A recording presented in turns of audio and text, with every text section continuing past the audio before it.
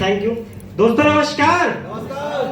दोस्तों एक जोरदार सा तालियां होनी चाहिए हमारी शांति मैम के लिए।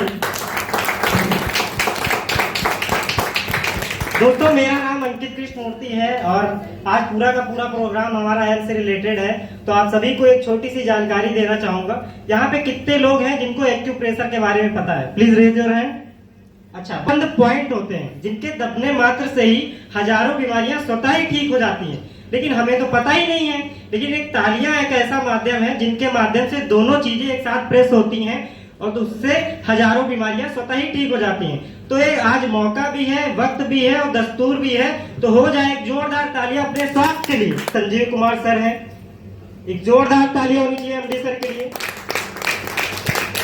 लगभग 14 साल आर्मी में रह करके जब डीआरएस लिया तो इस संस्था की नींव रखी। 9 नवंबर 2014 को हमारी संस्था का खुद का ऑफिस है, देख सकते हैं 4 मंजिला इमारत है और सेक्टर 17 द्वारिका न्यू दिल्ली में स्थित है। आगे बात करते हैं, हमारी संस्था का मैन्युफैक्चरिंग प्लांट है जो कि जयपुर राजस्थान में है।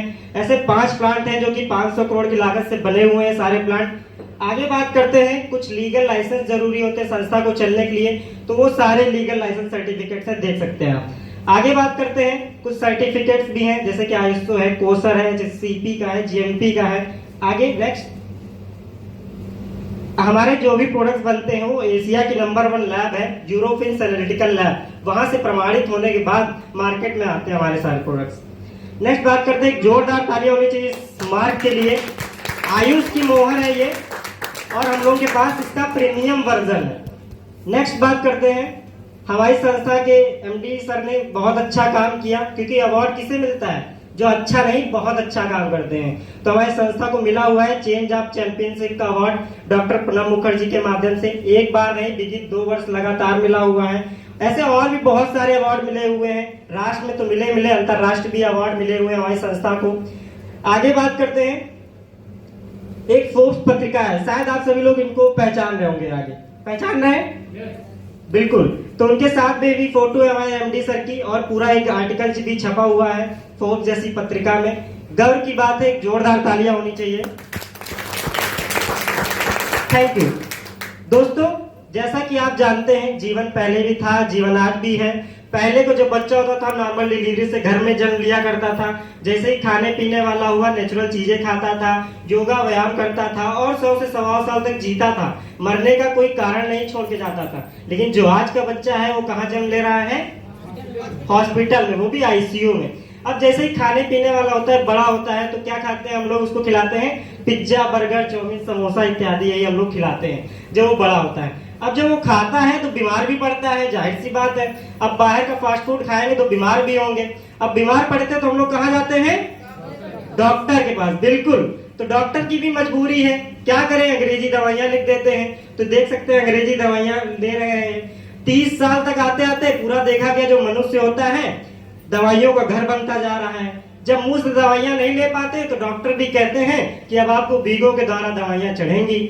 और इसीलिए जो औसतन उम्र देखी जा रही मात्र 60 से 70 साल ही देखी जा रही है। अब बात करते हैं, क्या बीमारियां पहले नहीं थी? बीमारियां पहले भी थी, बीमारियां आज भी हैं। ये पहले की बीमारियां हुआ करती थी, जैसे मलेरिया, डिप्थीरिया, हैजा, चिकन पॉक्स। जिस भी गांव शहर क्षेत्र में फैलती थी, पूरा गांव शहर क्षेत्र साफ हो जाया करता था। इनका कारण क्या था? देखा गया चूहा, मच्छर, बैक्टीरिया। हम थैंक्स कहेंगे मेडिकल साइंस को कि आज इनसे कोई नहीं मरता। लेकिन जो आज की समस्या है वो ये है, देखा जा रहा है लोगों को अस्थमा की समस्या हो रही है, शुगर हो रहा है, बीपी की समस्या हो रही है। इनका कारण क्या है? तो पता गया तो हमारा कि गलत खान पान और गलत रहन सहन। आगे बात करते हैं तो देखा गया भोजन ही हमारे लिए जहर बन चुका है। पहले का जो भोजन हम लोग खाते थे ये अमृत का काम करता था, लेकिन जो आज का भोजन खा रहे हैं वो स्लो पॉइजन का काम कर रहा है। आगे और भी कारण है जहां से हम लोग बीमार पड़ रहे हैं। देखा गया तो खेती किसानी का तरीका बदल चुका। पहले लोग बैल चलाया करते थे खेतों में, लेकिन आज की डेट में देखिए पेस्टिसाइड और इंसेक्टिसाइड का बहुत तेजी से छिड़काव हो रहा है। पहले की जनसंख्या भी कम थी, पहले की जनसंख्या थी 50 करोड़, गोबर खाद डालते थे, बढ़िया फसल उग जाया करती थी। लेकिन आज इंसेक्टिसाइड पेस्टिसाइड का छिड़काव करना ही पड़ रहा है क्योंकि मजबूरी है। आगे बात करते हैं तो खाना बनाने का तरीका बदल चुका। पहले के लोग खुले बर्तन में खाना पकाते थे, लेकिन आज के लोग देखिए प्रेशर कुकर के अंदर खाना पका रहे हैं। तो मैं बताना चाहूंगा प्रेशर कुकर के अंदर दाल पकती नहीं है, प्रेशर के माध्यम से फट जाती है। आज फील कीजिएगा इस बात को। आगे बात करते हैं तो पहले के लोगों को जंक फूड के बारे में पता भी नहीं था और था भी नहीं, लेकिन आज के लोग फास्ट फूड पे ही निर्धारित हैं, पूरी तरह से निर्धारित हो गए उसी पे ही, इसीलिए वो फास्ट चले भी जा रहे हैं ऊपर। आगे बात करते हैं तो फिजिकल एक्टिविटी पहले लोग भरपूर किया करते थे। जैसे ही सुबह उठते थे तो खेत में चले जाया करते थे, हल चलाया करते थे, बढ़िया सैर किया करते थे। लेकिन आज के लोग सुबह उठते ही हैं 10 बजे, इसीलिए फिजिकल एक्टिविटी हो ही नहीं पा रही, जो होती है सब मोबाइल पे ही हो रही। आगे बात करते हैं तो देखा गया हमारा वातावरण ही दूषित हो चुका है। एयर पोल्यूशन बहुत तेजी से बढ़ता हुआ देखा जा रहा है। दिल्ली जैसे महानगरों में बहुत बुरी हालत है एयर पोल्यूशन की। आगे बात करें तो पेस्टिसाइड का छिड़काव हो रहा है, रेडिएशन। हम लोग अपने भाई बहन, मम्मी पापा, बीवी, बच्चे सबसे दूर रह सकते हैं, लेकिन एक प्यारा सा मोबाइल फोन, इससे दूर कोई नहीं रह सकता, है कि नहीं? आगे बात करते हैं प्रिजर्वेटिव्स इन फूड देखा जा रहा है। इन सबसे होता क्या है तो देखा गया हमारा इम्यून सिस्टम कमजोर पड़ता है। अब जब कमजोर पड़ता है तो ये भयानक बीमारी हमारे शरीर में घर बना लेती है। क्या है, पहले देखा गया तो हार्ट अटैक। पहले किसी को हार्ट अटैक हुआ करता था 3 बार मौके दिया करता था, तब जाके वो धरती छोड़ के जाया करता था। लेकिन आजकल देखा जा रहा है, सुनने में आप लोगों के आ रहा होगा, आदमी हट्टा कट्टा रहता है, बढ़िया खाता पीता है और सोता है, और पता चलता है सुबह उठा ही नहीं। उसे जब पोस्टमार्टम की रिपोर्ट आई तो पता चला हार्ट अटैक हुआ था उसे। साइलेंट हार्ट अटैक हो रहा है लोगों को। शुगर की समस्या देखी जा रही है। पहले कहते थे अमीरों की बीमारी है शुगर, लेकिन आज 10 में से 7 लोगों को शुगर हो ही चुका है पूरी तरीके से। आगे अर्थराइटिस की समस्या है, ओबिसिटी, मोटापा। कहते हैं खाते पीते घर की निशानी है मोटापा, लेकिन बताना चाहूंगा आपको 100 बीमारियों का घर है मोटापा। आगे बात करते हैं बीपी की समस्या हो रही है। पहले बुजुर्गों को हुआ करती थी, घर के मुखिया को हुआ करती थी, चलो ठीक भी था, लेकिन आजकल देखा जा रहा है छोटे छोटे बच्चों को भी बीपी बढ़ा पाया जा रहा है। क्यों? क्योंकि घर वाले प्रेशर कर रहे हैं, भैया तुम्हें टॉप करना है इस बार।